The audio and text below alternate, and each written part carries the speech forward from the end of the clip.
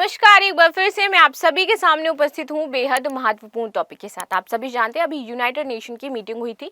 इसमें पाकिस्तान हो, चाहे ईरान हो, चाहे इजराइल हो, सभी नेताओं ने अपना अपना पक्ष रखा और यहाँ पर पाकिस्तान ने हमेशा की तरह कश्मीर मुद्दे को उठाते हुए कुछ खरी खोटी सुनाई भारत को। खैर, ये तो चलता रहता है भारत और पाकिस्तान के बीच में, लेकिन यहाँ पर एक इंपॉर्टेंट चीज ये थी कि नेतन्याहू का कहना है कि जो ईरान है और इराक है ये मिडिल ईस्ट के लिए श्राप है और इसको मैं खत्म करके रहूंगा। युद्ध समाप्त तब तक नहीं होगा जब तक मैं पूरी तरीके से हिजबुल्लाह के जो भी कमांडर्स हैं, जो भी लोग हैं, उनको खत्म नहीं कर देता हूं। अच्छा, एक इंटरेस्टिंग चीज ये हुई कि जैसे ही इन्होंने यूएन में अपने भाषण को शुरू किया, वैसे ही बहुत सारे देश के जो नेता थे वो मीटिंग से उठ करके चले गए, यानी कि उन्होंने नेतन्याहू की पूरी बात भी नहीं सुनी है। खैर, इसी पर डिटेल एनालिसिस करने वाले हैं कि इनका भाषण क्या था, इनकी प्रमुख बातें क्या रही हैं, ये जो युद्ध है वो किस लिए चल रहा है और इस पर क्या बाकी सामने से जो देशों ने प्रतिक्रियाएं दी हैं, इसको हम समझने का प्रयास करेंगे। मेरा नाम है प्राची मिश्रा और संस्कृति आईएएस के इस प्लेटफॉर्म पर आप सभी का स्वागत है। चलिए शुरू कर लेते हैं आज का टॉपिक। और ये देखेंगे भाई, जो एक साइड उन्होंने दिखाया कि ये ब्लेसिंग है, एक साइड उन्होंने दिखाया कि ये कर्ज है। और ये जो कर्ज है इसको बोला है नेतन्याहू ने कि मैं अकेले समाप्त करूंगा, चाहे मेरा कोई साथ दे या ना दे। खैर, आगे आ जाते हैं इसमें। तो यूएन में नेतन्याहू बोले ईरान और इराक मिडिल ईस्ट के लिए श्राप है। दो नक्शे इन्होंने दिखाए। जैसे ही बोलना शुरू किया, असेंबली छोड़कर वहां पर बहुत सारे नेता थे जो कि चले गए। नेतन्याहू का कहना है कि हमारे देश पर झूठे आरोप लगाए जा रहे हैं, इसीलिए पहले तो मैं इस मीटिंग में नहीं आने वाला था, लेकिन जब मुझे लगा कि नहीं, क्योंकि मैं इस देश का नेता हूं और मुझे अपने देश का पक्ष रखने का पूरा अधिकार है, तो फिर मैं यहां पर आया। आगे उन्होंने बोला कि हमारे देश को लेकर के यहां पर झूठ फैलाया जा रहा है और मुझे सफाई देने का पूरा अधिकार है। चलिए देख लेते हैं। तो इजराइल और लेबनान में जारी टकराव के बीच इजरायली प्रधानमंत्री बेंजामिन नेतन्याहू ने शुक्रवार को यूएन की महासभा को संबोधित किया। उन्होंने कहा कि वे इस बार यूएनजीए में भाषण नहीं देना चाहते थे, लेकिन इजराइल को लेकर फैलाए जा रहे झूठ ने उन्हें अपने देश का पक्ष रखने के लिए मजबूर कर दिया है। नेतन्याहू का भाषण शुरू होते ही कई देश के प्रतिनिधि यूएन असेंबली से उठ करके चले गए थे। आगे आते हैं। नेतन्याहू ने आखिर कहा क्या? उन्होंने बोला कि मैं पिछली बार एक मैप दिखाया था। मैंने पिछली बार क्या है, एक मैप दिखाया था जिसमें इजराइल और उसके सभी अरब देश एशिया के यूरोप से जोड़ रहे थे, हिंद महासागर को भूमध्य सागर से जोड़ रहे थे।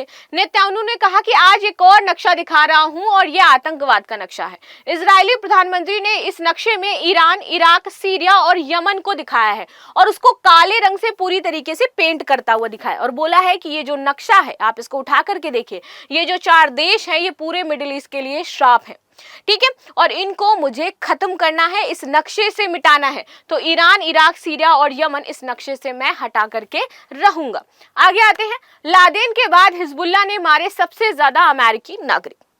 यहाँ पर उनका कहना था इजरायली पीएम का कि इजराइल क्या चाहता है, सिर्फ और सिर्फ शांति चाहता है और हम ये शांति लाएंगे और आगे भी लाते रहेंगे। मैंने पिछले साल जब इस असेंबली को संबोधित किया था तब हम सऊदी अरब के साथ ऐतिहासिक डील करने वाले थे, लेकिन हमास ने हमला कर इस डील को रुकवा दिया था। तो अब हम बताइए कि कहाँ गलत है। जब मैं अपने देश के बारे में कुछ अच्छा सोच रहा हूँ और आतंकवादी हमारे ऊपर हमला कर रहे हैं और हमने उस पर जवाबी कार्यवाही कर दी और हमला कर दिया, तो हम गलत क्यों हैं? हम अपने देश की रक्षा कर रहे हैं।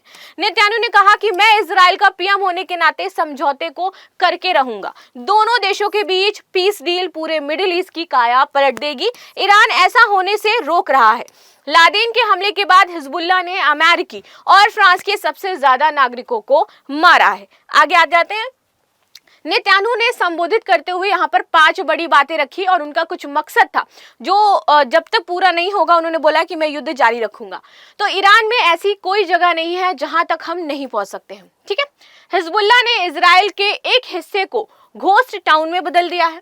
एक साल में हिजबुल्लाह ने हमारे बच्चों और परिवारों पर 8000 से ज्यादा रॉकेट दागे। तो उन्होंने बोला कि अगर हमने उनके ऊपर रॉकेट दागे तो पूरी दुनिया ने मुझे बोला कि मैं गलत कर रहा हूं, लेकिन जो उन्होंने हमारे ऊपर रॉकेट दागे, बच्चे मरे, महिलाएं मरी, तो उसका हिसाब कौन देगा?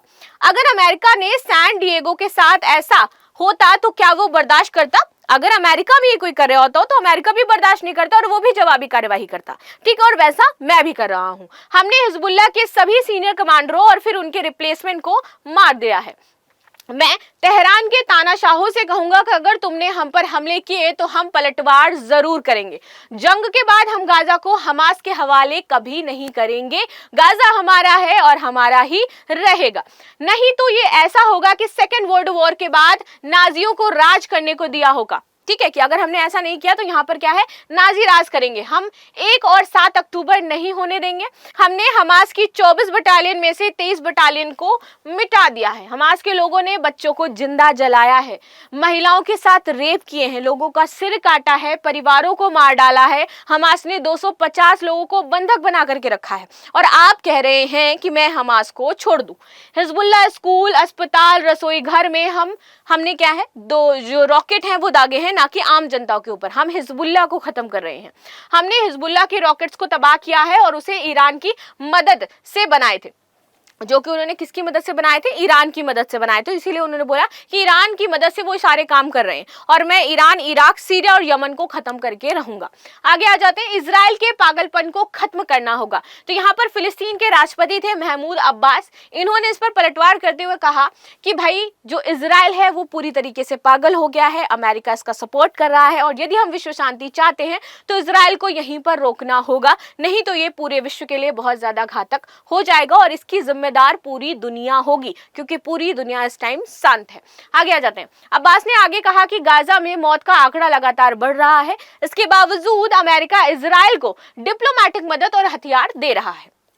अमेरिका ने यूएनएससी में सीज फायर प्रस्ताव पर लगातार वीटो लगा करके इजराइल को गाजा पर जुल्म करने की इजाजत दी है। आगे आ जाते हैं नेक्स्ट, हिजबुल्लाह इजराइल में 10 दिन में टकराव क्या क्या हुए हैं, चलिए ये देख लेते हैं। हमास के साथ 1 साल से चल रही जंग के बीच पिछले 10 दिन से हिजबुल्लाह और इजराइल में टकराव जारी है। दरअसल लेबनान में 17 सितंबर को पेजर अटैक हुआ था। इसके ठीक बाद वॉकी टॉकी अटैक हुआ और सोलर एनर्जी सिस्टम को भी विस्फोटित कर दिया गया। हिजबुल्लाह और लेबनान ने इजराइल में इन हमलों का जिम्मेदार माना जा रहा है। इसके बाद दोनों देशों के बीच टकराव और भी ज्यादा छिड़ गया। इजराइल बीते 7 दिनों में लेबनान में मिसाइलें जो है वो लगातार दाग रहा है। अल जजीरा की रिपोर्ट के मुताबिक इन हमलों में लेबनान के 620 से ज्यादा लोग मर गए हैं। इसके अलावा 5 लाख से ज्यादा लोगों को अपना घर छोड़ना पड़ा है। इजराइल में लेबनान से चलाए जा रहे ऑपरेशन को नॉर्दर्न एरोज नाम दिया गया है। तो नाम इसका क्या है, नॉर्दर्न एरोज। ये इंपॉर्टेंट है, इसको जरूर याद रखना, क्या नाम है, northern arrows. Israeli defence force ने 23 सितंबर को लेबनान पर सबसे बड़ा हमला किया और 1600 ठिकानों पर यहां पर निशाना बनाया था। 10,000 रॉकेट इनके बर्बाद कर दिए थे और 569 लोगों को यहां पर मार दिया था। आगे यहां पर बताया गया कि कैसे कैसे आपका इस बार जो हमले हैं वो किए गए हैं। पहले 26 सितंबर को हुआ, फिर 25 को हुआ, फिर 24 में आप देखोगे बेरूत पर हमला हुआ, 1600 ठिकानों पर हमला किया गया, 150 मिसाइलें यहाँ पर पूरी तरीके से इनकी खत्म कर दी गई, 70 मिसाइलों पर हमला किया गया। इससे पहले लेबनान में पेजर अटैक हुए थे। 18 सितंबर वॉकी टॉकी ब्लास्ट हुआ था, 17 सितंबर पेजर ब्लास्ट हुआ था जिसमें 12 लोग मरे थे। तो इस तरीके की अभी तक हमले की पूरी जो स्थिति है वो बताई जा रही है।